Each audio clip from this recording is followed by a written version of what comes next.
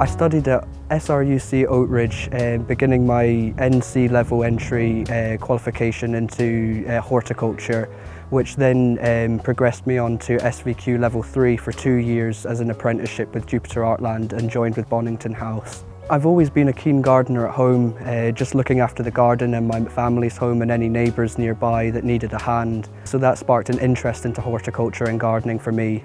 I absolutely loved SRUC Oatridge because of the teachers, I think.